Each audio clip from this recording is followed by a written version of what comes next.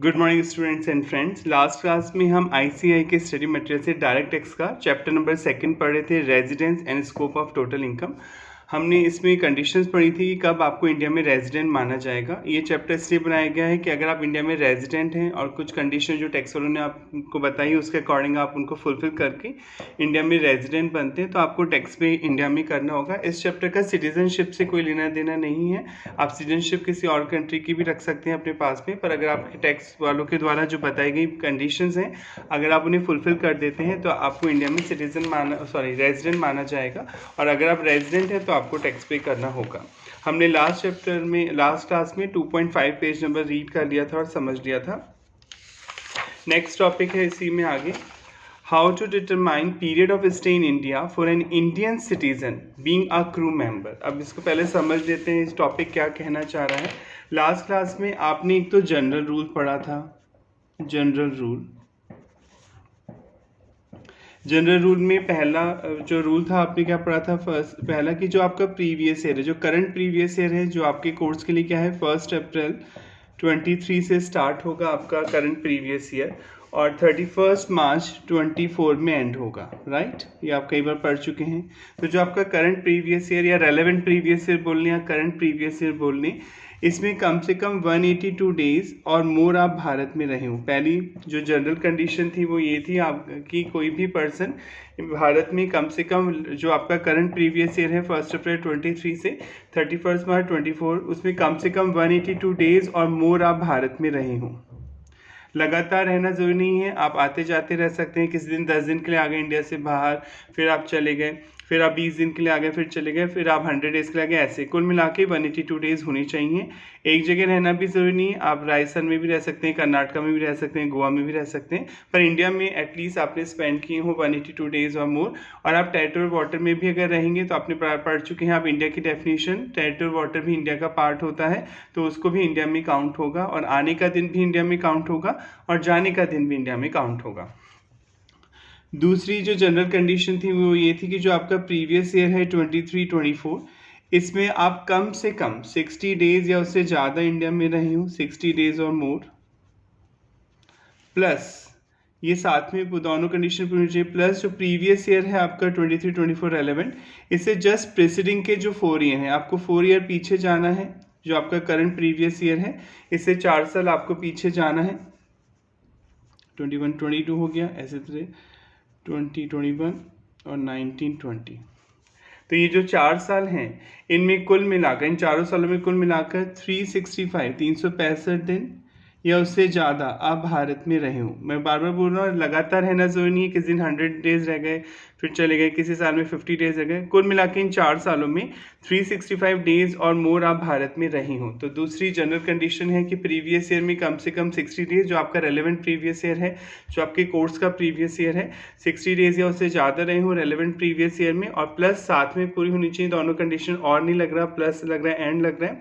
और जो आपका प्रीवियस ईयर है, जो रेलेवेंट प्रीवियस ईयर है, जो करंट प्रीवियस ईयर है, उससे ठीक प्रीसीडिंग 4 ईयर जो हैं, जस्ट प्रीसीडिंग 4 ईयर जो हैं, उनमें कुल मिलाकर 365 दिन या उससे ज़्यादा भारत में रहे हूँ। ये दोनों आपने पढ़ ली थी लास्ट क्लास में कंडीशन। अगर इनमें से कोई भी कंडीशन आप पूरी कर देते हैं, कोई सी भी कंडीशन आप पूरी कर देते हैं, तो आपको रेजिडेंट बोला जाता है कि आप भारत में रेजिडेंट हैं। रेजिडेंट निवासी बन गए, आप भारत में रेजिडेंट हो गए एज पर इनकम टैक्स। भले आप सिटीजनशिप किसी और कंट्री की रखते हो, आप फॉरेनर हो, पर अगर आप ये कंडीशन पूरी कर देते हैं तो टैक्स वालों के अकॉर्डिंग, कोई सी भी एक कंडीशन पूरी करनी है तो टैक्स वालों के अकॉर्डिंग आपको रेजिडेंट बोला जाता है। पर इसमें जो सेकेंड जनरल कंडीशन आई थी, इसमें 60 डेज की जगह एक एक्सेप्शन आया था। जो स्पेशल रूल हमने पढ़े थे इसकी जगह स्पेशल रूल, उन स्पेशल रूल में पहला पॉइंट था कि इन 60 की जगह 182 डेज लिए जाएंगे। यहाँ पे कंडीशन ऐसे रीड की जाएगी, प्रीवियस ईयर में कम से कम 182 डेज और मोर, प्लस ये तो सेम है, पिछले 4 सालों में 365 डेज और मोर आप भारत में रहे हो। ये कब होता था आपने पढ़ा था, अगर आप क्रू मेंबर हैं, अगर आप शिप पे काम करते हैं, क्रू मेंबर, जो शिप पे काम करते हैं कर्मचारी एम्प्लॉयज़, उन्हें आप क्रू मेंबर बोलते हैं, CREW crew.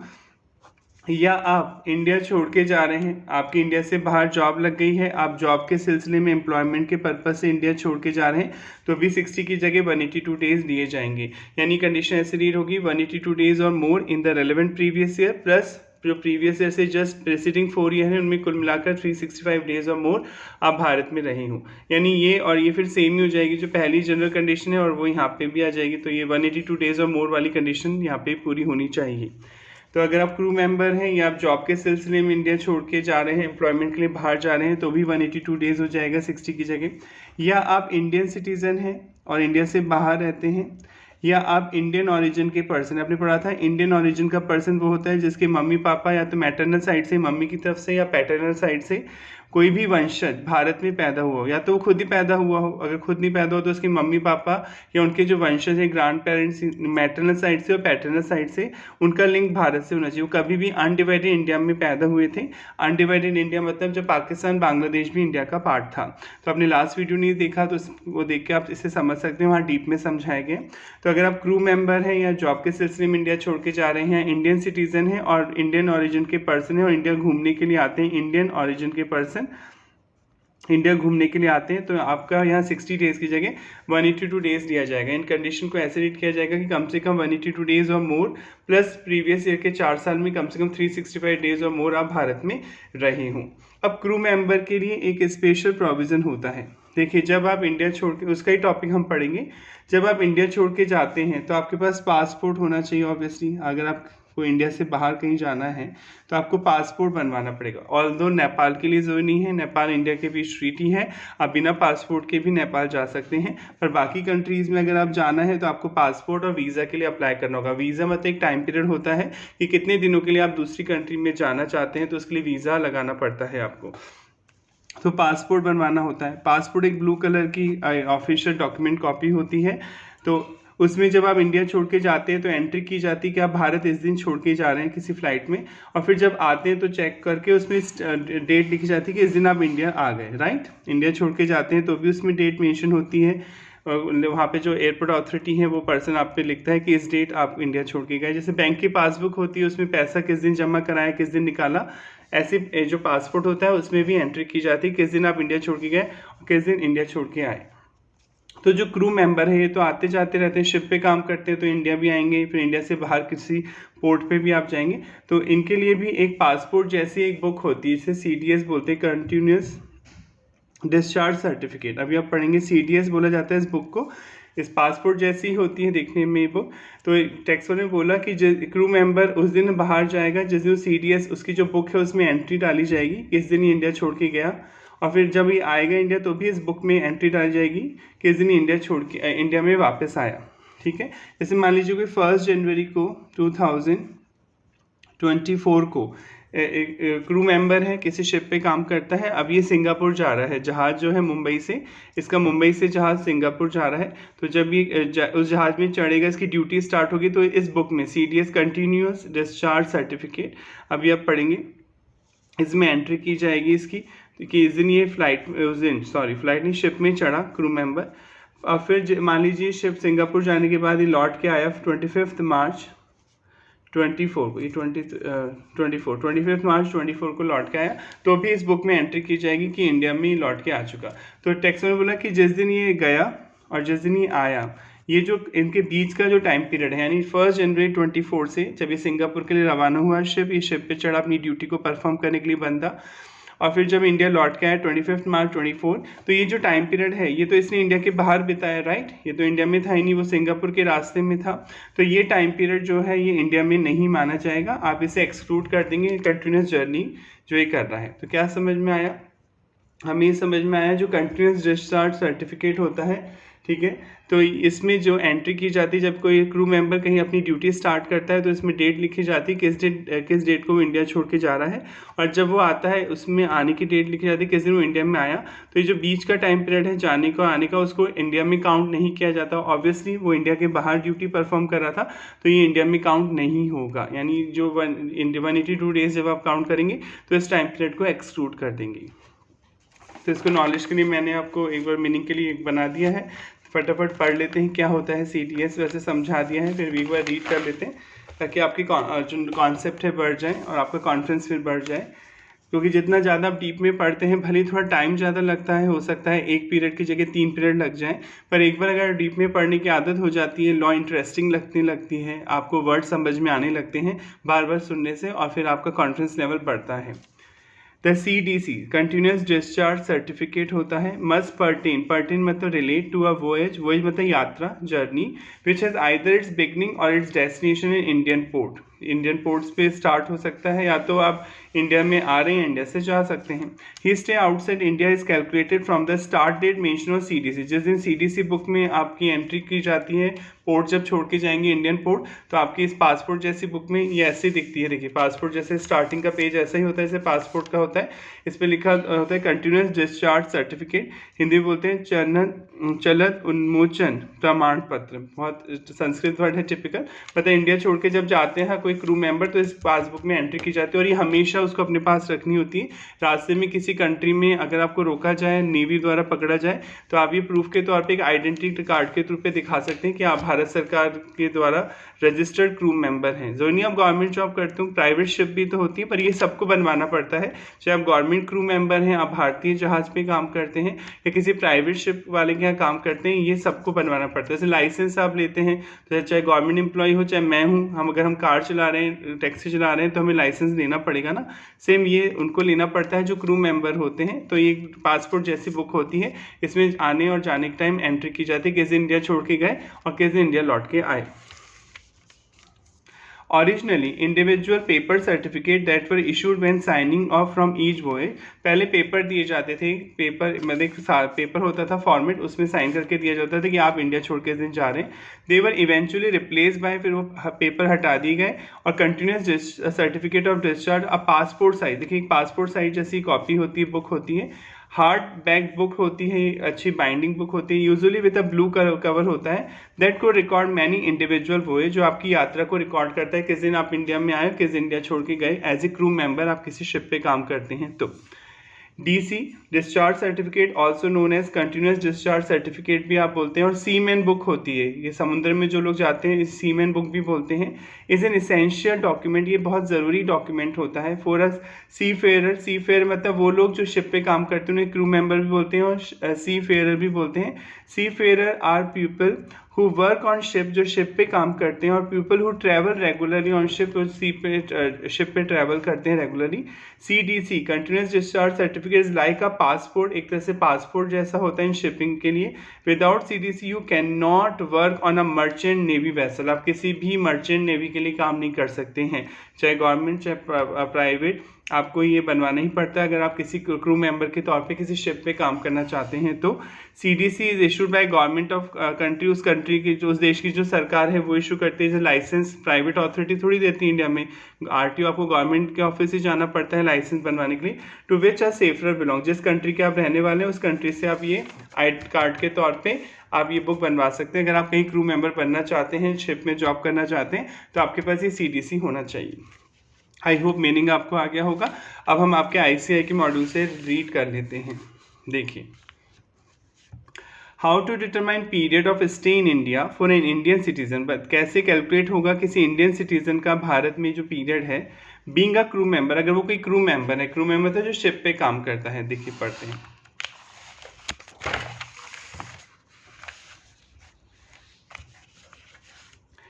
In case of a foreign bound ships, foreign bound ship मतलब जो इंडिया से बाहर जाती हैं, फॉरेन गोइंग शिप जो इंडियन बॉर्डर क्रॉस करती हैं, अब वो इंडिया की भी हो सकती है, इंडियन कंपनी की भी हो सकती है, किसी फॉरेन कंपनी की भी हो सकती है।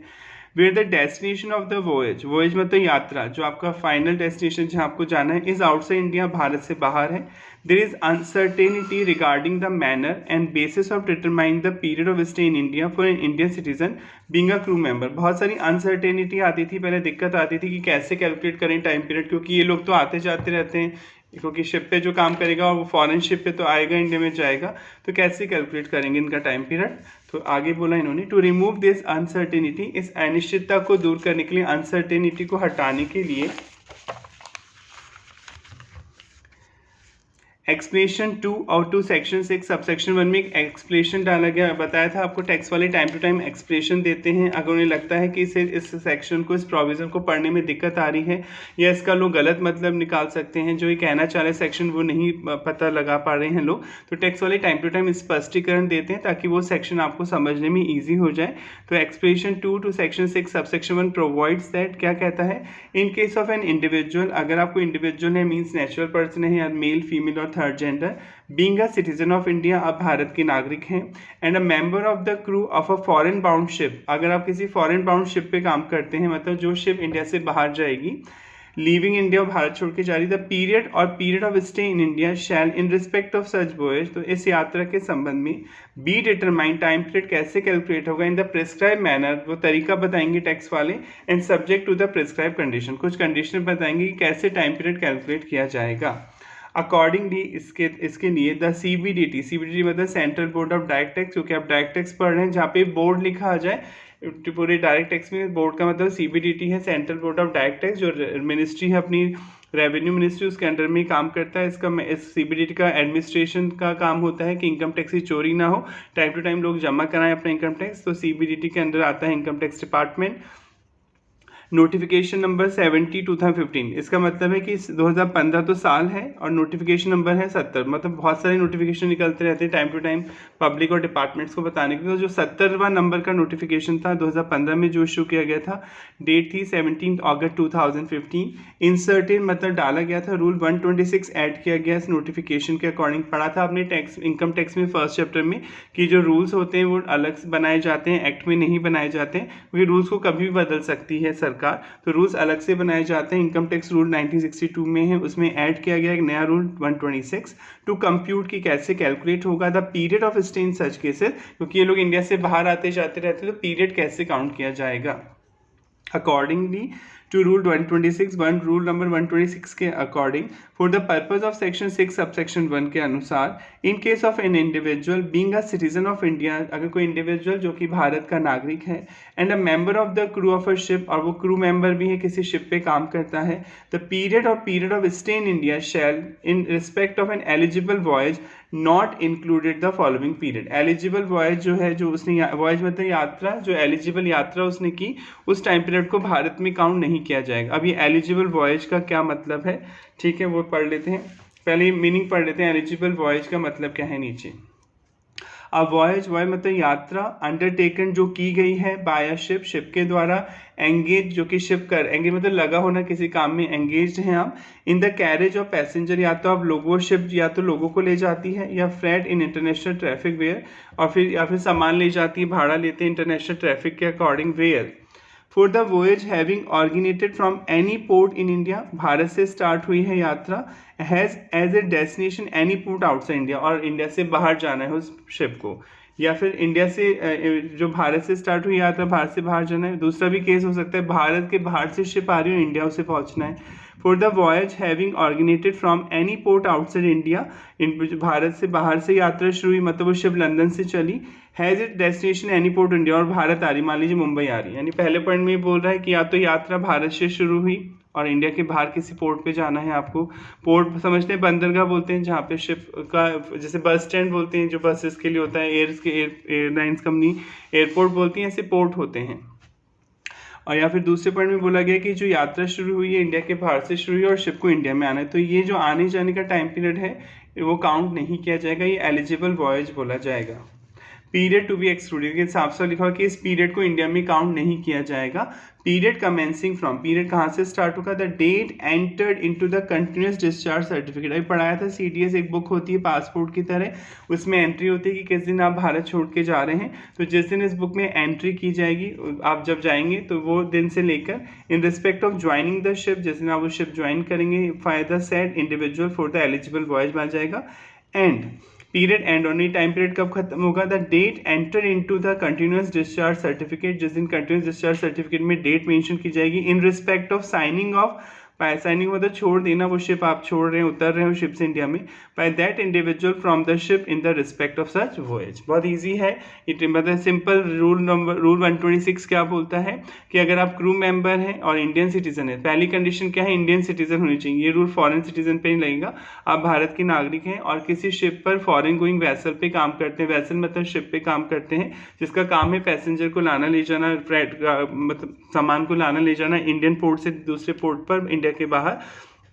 तो जिस दिन आपने इंडिया छोड़ा, तो जिस दिन आपकी पासपोर्ट जैसी बुक है जिसे CTS बोलते हैं, करंट डिस्चार्ज सर्टिफिकेट, उसमें जो डेट डाली जाएगी, और जब इंडिया लौट के आएंगे तो उसमें वो डेट भी मेंशन होगी कि इस दिन इंडिया लौट के आ गए, वो टाइम पीरियड इंडिया में काउंट नहीं होगा। जैसे मैं 2 महीने के लिए अमेरिका जाऊँ किसी शिप पे, तो ऑब्वियसली वो टाइम पीरियड इंडिया में थोड़ी काउंट होगा, वो इंडिया में काउंट नहीं माना जाएगा। अब हम एग्जाम्पल समझते हैं जो आपके मॉडल में दे रखा है इसके समझाने के लिए। देखिए, mister Anand is an Indian citizen, देखिए ध्यान से पढ़िए, आप भारत के नागरिक, पहली शर्त ये थी कि इंडियन सिटीजन होनी चाहिए, and a member of crew of a Singapore bound Indian ship engage in a carriage of passenger in international traffic. आप क्रू के मेंबर हैं, सिंगापुर चाहता है आपका जहाज, इंटरनेशनल ट्रैफिक मतलब एक कंट्री से दूसरी कंट्री बॉर्डर क्रॉस हो रहा है, डिपार्टिंग फ्रॉम चेन्नई, चेन्नई से डिपार्ट मतलब छोड़ के जा रहा है, जो यहाँ से यात्रा स्टार्ट हो रही है, departing from Chennai port, Chennai तो इंडिया में है आप समझते ही हैं, ऑन 6 जून 2023 यानी 6 जून को आपका जहाज चेन्नई से सिंगापुर के लिए रवाना हो रहा है। From the following detail for the previous year 23-24, previous year आपका रेलेवेंट प्रीवियस ईयर है जिसकी आप पढ़ाई कर रहे हैं। डिटरमाइन द रेजिडेंशियल स्टेटस, आप बताइए रेजिडेंशियल स्टेटस बताइए मिस्टर आनंद का for assessment year 24-25, assuming that his stay in India in the last 4 previous year presiding 4 previous is 400, पिछले 4 साल में ये भारत में 400 दिन रहे हैं। ठीक है, पर्टिकुलर्स डेट यानी 6 तारीख को तो इंडिया छोड़ के जा रहे हैं, date enter into the continuous discharge certificate CDC in respect of joining the ship by the mister Anand. Mister Anand जब जो शिप पे चढ़े होंगे तो इनके पासपोर्ट जैसी जो बुक है जो CTS बोला जाता है उसमें एंट्री की गई होगी पोर्ट अथॉरिटी के द्वारा कि 6 जून को ये भारत छोड़ के जा रहे हैं। ठीक है, date enter into the continuous discharge certificate in respect of signing off the ship by mister board, और जब लौट के आए इंडिया साइन ऑफ मतलब उस शिप को जब छोड़ा अपने भारत में आई वो शिप, वो आई 9 दिसंबर को 23 यानी 6 जून से लेके 9 दिसंबर के बीच आपने इंडिया से बाहर टाइम बिताया। तो आपने भी पढ़ा एलिजिबल वॉयज का मतलब कि जिस दिन CDS में एंट्री की जाएगी जब आप ज्वाइन करेंगे वो शिप, और जिस दिन साइन ऑफ करेंगे इंडिया में छोड़ेंगे वो शिप, वो टाइम पीरियड इंडिया में काउंट नहीं माना जाएगा। यानी 6 जून से लेकर 9 दिसंबर तक का जो टाइम पीरियड है वो इंडिया में काउंट नहीं होगा। तो हम अब काउंट करते हैं इसको काउंट करने के लिए। तो रेजिडेंशियल स्टेटस चेक करने के लिए सबसे पहले आपने जनरल कंडीशन पढ़ी थी, राइट। जनरल कंडीशन में पहली कंडीशन ये थी कि प्रीवियस ईयर में, जो प्रीवियस ईयर है आपका रेलेवेंट प्रीवियस ईयर 1 अप्रैल 23 से शुरू होगा और 31 मार्च 24 को एंड होगा। इसमें कम से कम 182 डेज और मोर आप भारत में रहे हो। तो पहले तो आप ये चेक कर लीजिए, कम से कम 182 डेज और मोर भारत में रहना चाहिए आपको। तो कब से इन्होंने 6 जून से इंडिया छोड़ा, तो अगर हम 6 जून से काउंट करें, क्योंकि ये टाइम पीरियड तो इंडिया में काउंट होगा ही नहीं जो अपन पढ़ने जा रहे हैं, तो देखते हैं। तो जून में कितने दिन होते हैं पता है, 30 डेज का मंथ होता है जून में। तो 30 में से और आपने पढ़ा था जिस दिन शिप में चढ़ा वो दिन इंडिया में काउंट नहीं होगा। तो 30 में से 6 तारीख को इंडिया में चढ़ा, यानी 5 दिन तो वो इंडिया में था जून में। तो अब 6 जून से जून में बचे 25 डेज जून में, जून, ठीक है। फिर 31 डेज होते हैं जुलाई में, फिर 31 डेज होते हैं अगस्त में, 30 डेज होते हैं सितंबर में, अक्टूबर में 31 डेज होते हैं, नवंबर में 30 डेज होते हैं, राइट। और दिसंबर में 9, यानी टोटल 187 डेज वो इंडिया से बाहर रहा। 187 डेज मैंने कहाँ से काउंट किया, 6 जून से लेकर, और जिस दिन वो इंडिया में लौट के आए 9 दिसंबर, 6 और 9 यहाँ जो टाइम पीरियड है आप काउंट करेंगे तो ये 187 डेज आएगा। एक साल में कितने दिन होते हैं, 365, तो इसमें से लेस कर दीजिए 365 में से। तो इंडिया में आप केवल 178 डेज ही रहे। तो इंडिया में आप केवल 178 डेज ही रहे।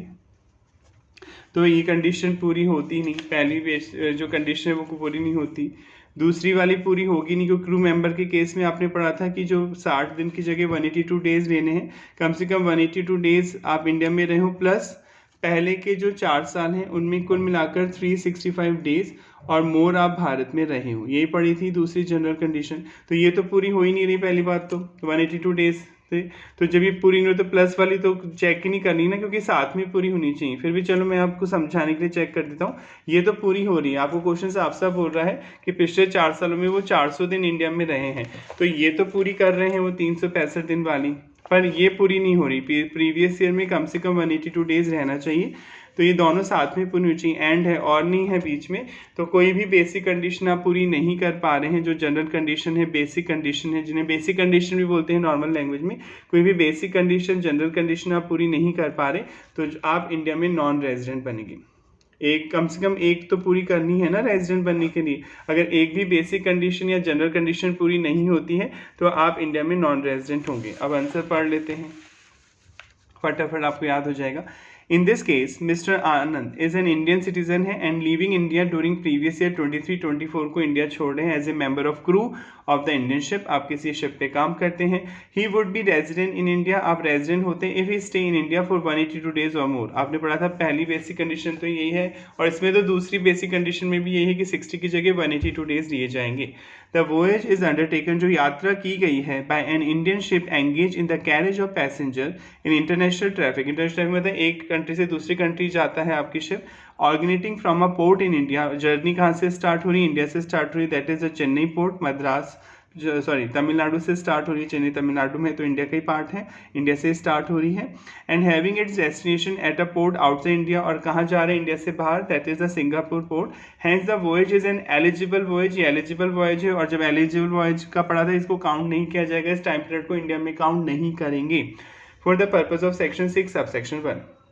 Therefore, the period commencing from 6 जून 23 से जो स्टार्ट होगा एंड एंड होगा 9 दिसंबर 23, being the date enter in the continuous discharge certificate में जो एंट्री की गई in respect of joining the ship, जो आपने ज्वाइन किया शिप को 6 तारीख को, एंड साइन ऑफ, आप शिप को छोड़ा आपने, from the ship by mister Anand an Indian citizen who is a member of the crew of the ship, आप कर्मचारी के तौर पे काम करते थे, हैज़ टू बी एक्सक्लूडेड, इस टाइम पीरियड को काउंट नहीं किया जाएगा for computing the period of stay in India, इस टाइम पीरियड को भारत में नहीं माना जाएगा।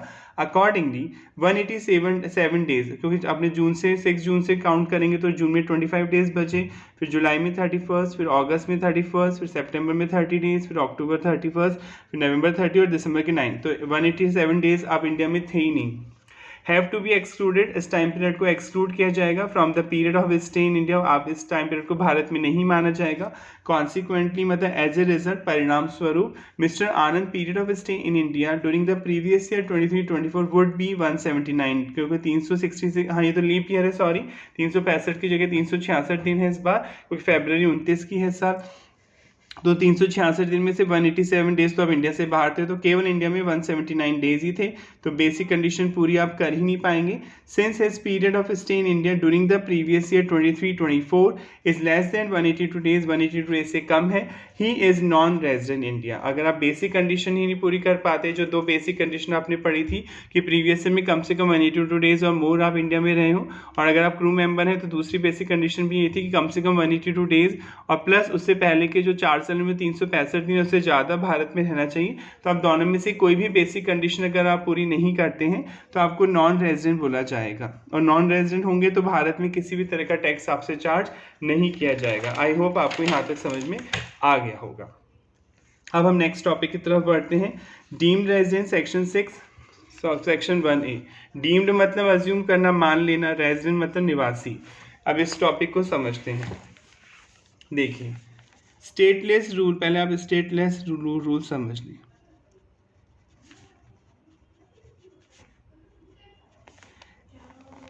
स्टेटलेस रूल, अभी आपने पढ़ा कि इंडिया में अगर आपको रेजिडेंट माना जाएगा, कम से कम 182 डेज और मोर आप भारत में रहे हो, राइट, तो आपको इंडिया में रेजिडेंट माना जाएगा, पहली कंडीशन। हो सकता है दूसरे देश में ये रूल 150 डेज का हो, किसी देश में ये रूल 100 डेज का हो सकता है कि वहाँ 100 दिन रहने पे ही आपको हर देश का टैक्स तो आपको पढ़ना नहीं होता, हर देश के रूल अलग होते हैं। इंडिया में 182 डेज और मोर है, हो सकता है किसी कंट्री में 150 डेज हो, या किसी कंट्री में 100 डेज से ऊपर होने पे ही आपको रेजिडेंट मान लिया जाए। तो फिर ये लोग जो क्या करते हैं, जिनकी हाई इनकम होती है, बहुत ज़्यादा इनकम कमाते हैं, इसके बहुत, जिनके फॉरेन में भी बिजनेसेस होते हैं, ये लोग बहुत क्लेवर माइंड से काम करते हैं।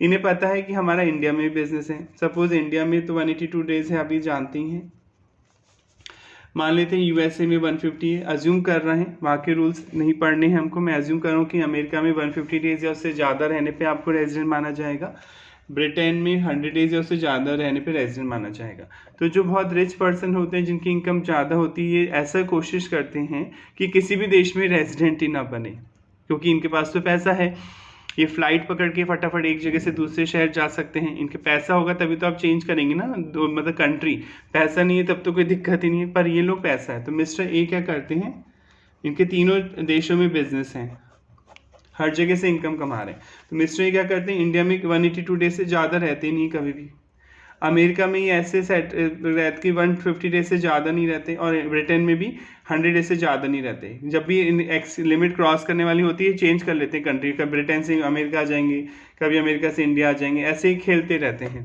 तो ये जो हाई इनकम क्लास ग्रुप होता है यही तो ऐसा कर सकता है, राइट। अपन लोग तो नहीं कर सकते, कि बहुत पैसा तो है नहीं कि हम फ्लाइट पकड़ के कभी इंडिया से अमेरिका जा रहे हैं फिर अमेरिका से इंडिया आ रहे हैं। हम लोग मिडिल क्लास फैमिली तो जनरली ऐसा नहीं कर पाएगी, जो हायर रिच ग्रुप होगा, जो हायर क्लास इनकम पेइंग होंगे, वो ऐसा कर पाएंगे। और जब ऐसा करेंगे तो ना तो इंडिया में टैक्स बनेगा, ना अमेरिका में बनेगा, और ना ही ब्रिटेन में बनेगा, क्योंकि आप किसी देश में रेजिडेंट ही नहीं बने। टैक्स देने के लिए पहली कंडीशन क्या है कि आपको रेजिडेंट होना पड़ेगा, उस देश में निवासी होना पड़ेगा। जो टैक्स वालों के अकॉर्डिंग जो कंडीशन है वो आपको पूरी करनी पड़ेगी, पर आप ऐसे कॉम्बिनेशन बनाते हैं कि वो कंडीशन पूरी ही ना हो पाए। तो ऐसे पर्सन को क्या बोलते हैं, स्टेटलेस। वो स्टेटलेस का मतलब है कंट्री से है, कि वो किसी कंट्री में स्टेटलेस है, वो तो है ही नहीं किसी कंट्री का रेजिडेंट, ना इंडिया का है, ना अमेरिका का है, ना ही ब्रिटेन का है, तो स्टेटलेस है वो। स्टेटलेस मतलब जो कहीं नहीं रेजिडेंट है। तो ये तो बच के निकल जाएगा ना, टैक्स तो देगा नहीं, इंडिया में भी कमा रहा है, अच्छा खासा बिजनेस चल रहा है, अमेरिका में भी कमा रहा है, ब्रिटेन में भी कमा रहा है, पर इसने ऐसा कॉम्बिनेशन बनाया कि कभी ये उन दिनों को एक्सीड ही नहीं होने देता, प्लानिंग करके चलता है, दिमाग लगा के चलता है, और कंट्री चेंज करता रहता है डेज, ताकि डेज एक्सीड ना हो। तो इसके लिए इंडियन गवर्नमेंट ने, हर कंट्री ऐसा करती है, स्टेटलेस रूल बनाया है एक। ये रूल क्या कहता है कि अगर कोई पर्सन है, ठीक है, और वो ऐसे कॉम्बिनेशन बना रहा है, इंडियन सिटीजन है, और वो ऐसे, इंडियन सिटीजन होना ज़रूरी है, फॉरेन का है तो हमें कोई दिक्कत ही नहीं है, पर आप इंडियन सिटीजन हैं और आप किसी भी कंट्री में टैक्स पे करने के लिए लायबल नहीं है। यहाँ पे आप देख रहे हैं ना, किसी भी कंट्री में टैक्स नहीं पे करा, ना इंडिया में दे रहा है, ना अमेरिका में दे रहा है, ना बॉम्बे, एज पर रूल तो आप किसी कंट्री में टैक्स पे करने के लिए लायबल नहीं है। प्लस आपकी जो इंडियन इनकम है जो आप भारत से कमा रहे हैं, कम से कम 15 लाख से ज़्यादा होनी चाहिए। ये आपने लास्ट क्लास में पढ़ा था, ये वही रूल है वापस 120 डेज वाला, कि कम से कम 15 लाख से ज़्यादा है, यानी दोनों कंडीशन पूरी होनी चाहिए। एक तो आप इंडियन सिटीजन हैं और आप किसी कंट्री में रेजिडेंट नहीं हैं, प्लस और आपकी जो इंडियन इनकम है वो 15 लाख से ज़्यादा है, तो फिर माना जाएगा आप इंडिया में रेजिडेंट हैं, भले ही आप कोई भी कंडीशन पूरी नहीं कर रहे तब भी। डीम्ड मतलब अज्यूम कर लेंगे टैक्स वाले, क्योंकि आपने वो समझ जाएंगे आपने कॉम्बिनेशन ही इसलिए बनाया है ताकि आपको टैक्स से बच सकें। आपने प्लानिंग इस तरीके से की है कि आप टैक्स से बच सकें, तो फिर आपको इंडिया में डीम्ड रेजिडेंट मान लिया जाएगा। डीम मतलब अज्यूम कर लिया जाएगा भारत में ही रेजिडेंट हैं, और फिर जो आप इंडिया से कमा रहे हैं आपको उस पर टैक्स पे करना होगा, आप बच के नहीं जा सकते। तो ये होता है स्टेटलेस रूल। स्टेटलेस रूल को मैं वापस समझा देता हूँ। कोई ऐसा पर्सन जो अपनी जो प्रीवियस ईयर में जो रेजिडेंट होने की कंडीशन है उनको वो पूरा ही नहीं करता किसी भी कंट्री में, यानी वो किसी भी कंट्री में टैक्स पे करने के लिए लायबल नहीं है। पहली बात तो ये आप देंगे नहीं क्योंकि आपने वहाँ की रेजिडेंट कंडीशन पूरी नहीं की, या दूसरी, और आपकी जो इंडियन इनकम है कम से कम 15 लाख से ज़्यादा होनी चाहिए। एक तो आप इंडियन सिटीजन होनी चाहिए और आप इंडियन किसी और कंट्री में टैक्स पे करने के लिए लायबल नहीं है, और आपकी जो इंडियन इनकम है वो 15 लाख से ज़्यादा होनी चाहिए। तो फिर आपको डीम्ड रेजिडेंट मान लेंगे टैक्स वाले, क्योंकि आप और देशों में तो टैक्स दे ही नहीं रहे, तो इंडिया में तो दो कम से कम, तो आपको डीम्ड रेजिडेंट मान लेंगे। और 15 लाख से ज़्यादा है तभी, 15 लाख से कम है तो नहीं मानेंगे, 15 लाख से ज़्यादा होने पर मानेंगे। और जब डीम्ड रेजिडेंट माना जाएगा तो कोई बेसिक और अदर कंडीशन चेक ही नहीं होगी, आपको रेजिडेंट मानते हुए इंडिया में टैक्स पे करना होगा। हम इसको अच्छी तरह और रीड कर देते ताकि माइंड में एकदम पक्का बैठ जाए। देखिए अब इसको रीड करता हूँ। मैंने लिख लिया, आपके मॉडल में तो नहीं दे रखा पर मैंने लिख लिया लॉ की बुक से ताकि आपको समझ में आ जाए स्टेटलेस पर्सन किसे कहते हैं? देखिए, a person can arrange his stay, वो अपने स्टे को, रहने की जो रहने की अवधि है उसे इस तरीके से अरेंज करता है in such a manner that he is not resident of any country, किसी भी देश में वो रेजिडेंट ही नहीं बनता, क्योंकि हर देश में जो कंडीशन है वो पूरी नहीं करेगा। जब इंडिया में 182 डेज से कम रह जाएगा, अमेरिका में बताया था 150 डेज से तो कम रहेगा, एंड सेव टैक्स, ऐसे वो टैक्स बचा लेगा। So for these person stateless rule create in taxation, इन्हीं लोगों के लिए स्टेटलेस रूल बनाया गया है टैक्सेशन में। अब ये स्टेटलेस रूल कहता क्या है? As per this rule a person deem मतलब मान लिया जाएगा, अज्यूम किया जाएगा, टू बी रेजिडेंट, आपको रेजिडेंट माना जाएगा, निवासी माना जाएगा इन इंडिया, भारत में, if certain condition are fulfil, अगर आप कुछ शर्तें पूरी कर देते हैं, even though the person not a resident, भले आप रेजिडेंट नहीं बन रहे हैं, under any special general rule category. जो रूल आपने पढ़े थे ना, 2 बेसिक रूल पढ़े थे कि प्रीवियस ईयर में कम से कम 182 डेज या उससे ज़्यादा भारत में रहना चाहिए, और दूसरा क्या था, प्रीवियस ईयर में कम से कम 60 डेज और उससे पहले के 4 सालों में 365 डेज और मोर आपको इंडिया में रहना चाहिए। आप वो रूल पूरा नहीं कर रहे हैं, फिर भी आपको रेजिडेंट माना जाएगा भारत में।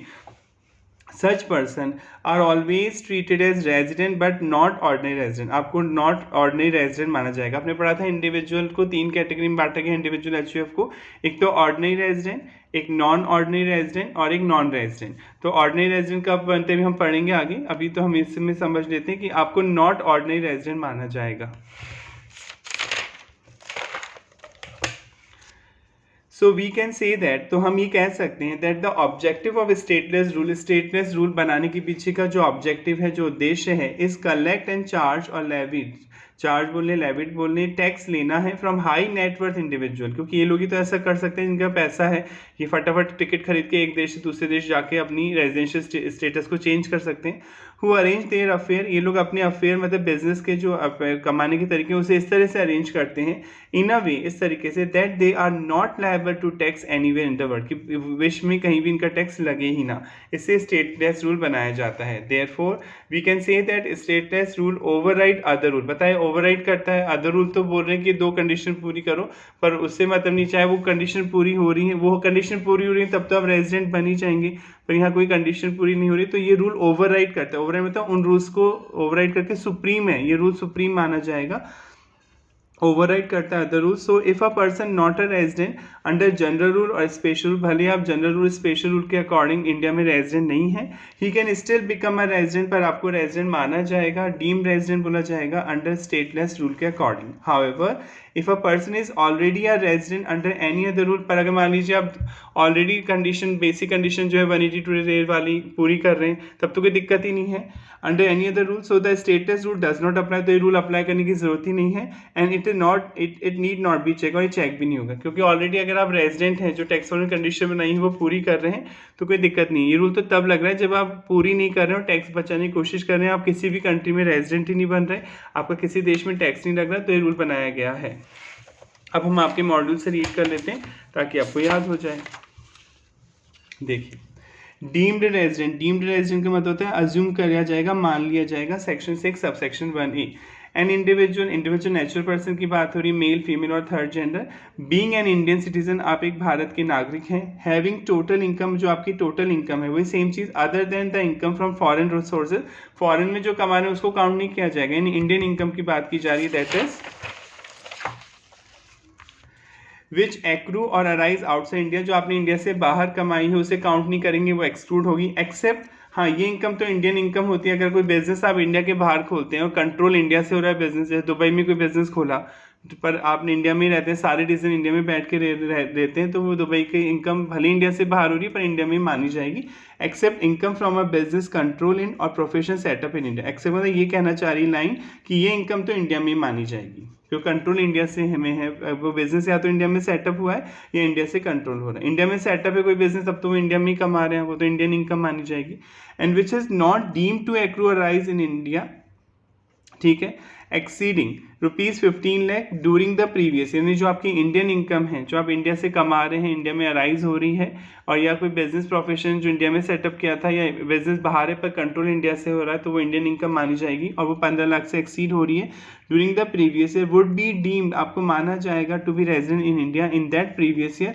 If he is not liable to tax in any other country, क्योंकि आपका और किसी देश में टैक्स नहीं बन रहा, और टेरिटरी बाय रीजन ऑफ क्यों नहीं बन रहा है, हिज डोमिसाइल और रेजिडेंस और any other criteria of similar nature, यानी कोई भी क्राइटेरिया उस कंट्री में वो आप पूरा नहीं कर रहे हैं, आपका किसी और देश में टैक्स नहीं बन रहा है, और आपका इंडिया में भी नहीं बन रहा है टैक्स, तो फिर टैक्स वालों ने कहा कि अगर आपकी इंडियन इनकम 15 लाख को क्रॉस कर जाती है तो भले आप टैक्स पे करने के लायबल नहीं है एज पर रूल, पर हमको डीम्ड रेजिडेंट मानेंगे, हम आपको माने जाएंगे, आपने कंडीशन पूरी कर दी, और जब डीम्ड रेजिडेंट माना जाएगा तो आपको इंडिया में टैक्स देना होगा। However this provision will not apply in case of individual who is resident of India in the previous year as per section 6 subsection 1। अगर आपने सेक्शन 6 सबसेक्शन 1 में जो कंडीशन पड़ी थी कि 182 डेज या उससे ज़्यादा भारत में रह चुके, तब तो ये कंडीशन चेक करने की जरूरत ही नहीं है, फिर डीम थोड़ी बोला जाएगा। अगर आपने इंडियन कंडीशन जो है टैक्स वालों के अकॉर्डिंग पूरी कर दी, तब तो आपको रेजिडेंट बोला जाएगा। यानी सेक्शन 6 सबसेक्शन 1 ये डीम रेजिडेंट वाला कॉन्सेप्ट तभी लगेगा जब आप ना तो भारत में कोई कंडीशन पूरी कर रहे हैं रेजिडेंट की, ना किसी और कंट्री में पूरी कर रहे हैं, और आपको किसी और देश में टैक्स नहीं बन रहा, तो और आपकी जो इंडियन इनकम है वो 15 लाख से ज़्यादा है, प्लस आप इंडियन सिटीजन हैं, तो आपको डीम टू बी अज्यूम किया जाएगा, माना जाएगा आप इंडिया में ही रेजिडेंट हैं, और फिर टैक्स के लिए लायबल किया जाएगा। Meaning of liable to tax का मतलब क्या है, देना पड़ता है tax. Liable to tax in relation to a person and with reference to a country means that there is an income tax liability, आपकी कोई लायबिलिटी है, लायबल टू टैक्स मतलब आपको इनकम टैक्स लायबिलिटी पे करनी है on such person under the law of that country, उस देश के according for the time being in force, जो लॉ चल रहा है उसके अकॉर्डिंग।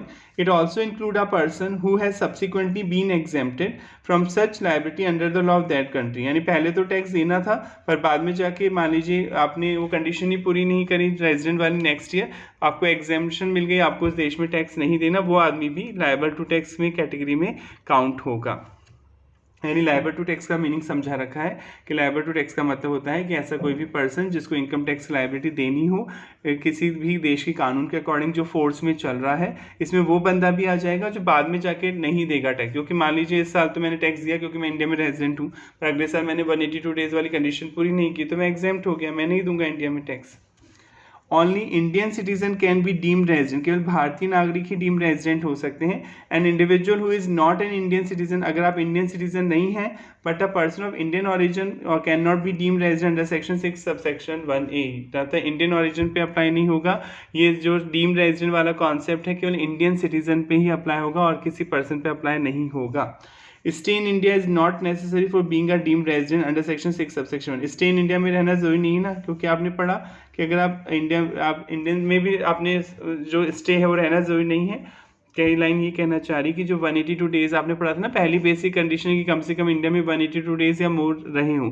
मान लीजिए आप तो एक दिन भी नहीं रहे इंडिया में, ठीक है, और दूसरे देश में भी आपने ऐसा कॉम्बिनेशन बनाया कि कोई टैक्स नहीं लग रहा, तब भी आप डीम्ड रेजिडेंट हो सकते हैं अगर आप इंडियन सिटीजन हैं और आपकी जो इनकम है इंडिया से वो कम 15 लाख रुपए से ज़्यादा है, तो आपको इंडिया में डीम टू बी रेजिडेंट माना जाएगा। और जब डीम टू बी रेजिडेंट माना जाएगा तो आपको टैक्स पे करना होगा, भले आप इंडिया में एक सिंगल दिन भी नहीं रहे लास्ट ईयर, पर आप इंडियन सिटीजन हैं, आप भारत के नागरिक हैं, भारत से बाहर रह रहे थे और आपने इस तरह से कॉम्बिनेशन बनाया कि किसी और कंट्री में आपका टैक्स नहीं बन रहा है, तो फिर आपको इंडिया में टैक्स पे करना होगा। आई होप यहाँ तक समझ में आ गया होगा। फिर भी कोई प्रॉब्लम आ रही है तो प्लीज़ कमेंट करके बताइए। एक एक लाइन इसलिए पढ़ाई जा रही है ताकि आपके कॉन्सेप्ट बहुत स्ट्रांग हो जाए। भले ही थोड़ा टाइम लग सकता है, पर आप अगर मेहनत करेंगे तो आपको धीरे धीरे इंटरेस्ट आने लग जाता है सब्जेक्ट पे। और कोई प्रॉब्लम है तो आप प्लीज़ पूछिएगा और बताइए कि आप कहाँ से पढ़ाई कर रहे हैं। कमेंट में ज़रूर बताया करें कि आपको क्या चीज़ इसमें अच्छी लग रही है और क्या इंप्रूवमेंट आप चाहते हैं मेरे से। अब हम रिवाइज कर लेते हैं थोड़ा सा लास्ट फर्स्ट चैप्टर, ताकि थोड़ा 5 मिनट अब रिवाइज टाइम, यानी मेरा टाइम आ गया रिवीजन का। आपको रिवाइज कराने का मतलब, इंडिया में हेड्स ऑफ इनकम बनाए हैं टैक्स वालों ने, हेड्स ऑफ इनकम बोलते हैं इन्हें। इनकम के ग्रुप बनाए हैं। कितने ग्रुप हैं हेड्स ऑफ इनकम? कितने ने? पहला income from salary, heads of income. Income from house property, पहले चैप्टर में पढ़ा था। Third income from business and profession. Fourth income from capital gain, और लास्ट है इनकम फ्रॉम अदर सोर्सेज। यानी 5 हेड है, इन पाँचों हेड्स का जो टोटल है वो कहलाता है ग्रॉस टोटल इनकम। इसमें से टैक्स वाले कुछ आपको डिडक्शन देते हैं, जो आप आगे पढ़ेंगे डिडक्शन, कटौतियाँ, छूटें। उसके बाद जो आती है उसे बोलते हैं टोटल इनकम या टैक्सेबल इनकम, और इसे पे टैक्स देना होता है। तो 5 हेड बनाए गए हैं। इनकम कमाने के तरीके बहुत से हैं, पर ब्रॉडली 5 तरीकों में बांटा गया है। अगर आप सैलरी हेड कब लगेगा, हेड इसलिए बनाए गए हैं कि हर हेड में टैक्स की कैलकुलेशन करने के रूल अलग अलग हैं, तो पहले आपको हेड्स को समझना होता है।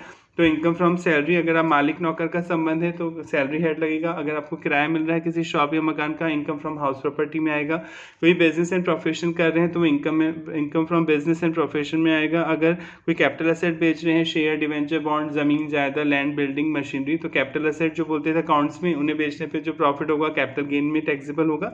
और जो इन चारों हेड में इनकम नहीं आएगी वो इनकम फ्रॉम अदर सोर्सेज में आएगी, जैसे इंटरेस्ट मिला, डिविडेंड मिला, एटसेट्रा, लॉटरी खुल गई, केबीसी में प्राइज जीता, एटसेट्रा।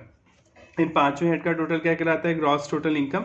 इसे सकल कुल है ग्रॉस टोटल इनकम बोलते हैं। ग्रॉस टोटल इनकम में से कुछ डिडक्शन दी जाती हैं, जो आगे आप चैप्टर पढ़ेंगे। जैसे LIC कराते हैं तो LIC प्रीमियम जो देते हैं, मेडिकल इंश्योरेंस कराने पे मेडिकल प्रीमियम जो आप देते हैं, तो उससे आपकी इनकम को कम कर दिया जाता है। और डिडक्शन देने से फ़ायदा ही होता है, आपकी इनकम कम होती है और आपको टैक्स कम पे देना होता है। तो जो डिडक्शन के बाद जो टोटल इनकम आती है उसे बोलते हैं टैक्सेबल इनकम या टोटल इनकम।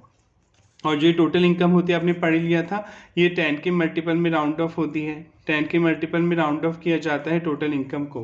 ये जैसे मान लीजिए किसी की इनकम आ रही 100, सपोज 104 ये आ रही है, तो ये 10 के मल्टीपल तो लास्ट के 5 रुपये उससे ज़्यादा है तो हायर फिगर हो जाएगी, तो लेस हो जाएंगे। तो कम है 5 रुपये से तो हो जाएगा 100, राइट। अगर मान लीजिए यहाँ 6 होते, 4 की जगह मतलब ये ऐसे लिखा होता है 100, 106, तो क्या होती है आपकी इनकम 100, 110। ये 4 रुपये जोड़ देते, 5 या 5 से ज़्यादा है तो अगले 10 के मल्टीपल में राउंड ऑफ की जाती है। जो टोटल इनकम है और जो टैक्स लायबिलिटी, टैक्स भी जो देना है किसी को, जब मान लीजिए आपकी जो टैक्स लायबिलिटी आ रही है वो, वैसे तो आपने सीखा नहीं टैक्स निकालना, भी पाँचों हेड पढ़ने के बाद आप सीखेंगे। सपोज किसी बंदे को टैक्स देना इनकम टैक्स 4564, तो 10 के मल्टीपल में राउंड ऑफ होगा ये भी, तो इसको टैक्स कितना देना पड़ेगा 4560। 5 रुपये से कम है ना तो ये 0 हो जाएगा, 4 रुपये छोड़ देंगे टैक्स वाले। पर अगर 4567 होता तो इस 10 के मल्टीपल में कैसे राउंड होता, 45, ये 3 रुपये जुड़ जाते हैं, 70 हो जाता। तो आई होप समझ में आ गया होगा। टोटल इनकम और टैक्स लायबिलिटी भी 10 के मल्टीपल में राउंड ऑफ होते हैं। तो 5 हेड है, फर्स्ट चैप्टर में पढ़ा था, इनको अलग अलग चैप्टर भी आप पढ़ेंगे आगे से। Income from salary, income from house property, income from business and profession, income from capital gain, income from other sources. इन पाँचों हेड के टोटल को बोलते हैं ग्रॉस टोटल इनकम। इसमें से कोई डिडक्शन मिलती है 80C से लेके 80U, सेक्शन 80C से 80U अभी पढ़ेंगे आगे। ग्रॉस टोटल इनकम से डिडक्शन घटाने के बाद जो इनकम आती है उसे बोलते हैं टोटल इनकम या टैक्सेबल इनकम, और इसी पे आपको टैक्स देना होता है, और ये 10 के मल्टीपल में राउंड ऑफ होती है। Thank you so much. Next class में हम आगे कंटिन्यू करेंगे। Please share and subscribe.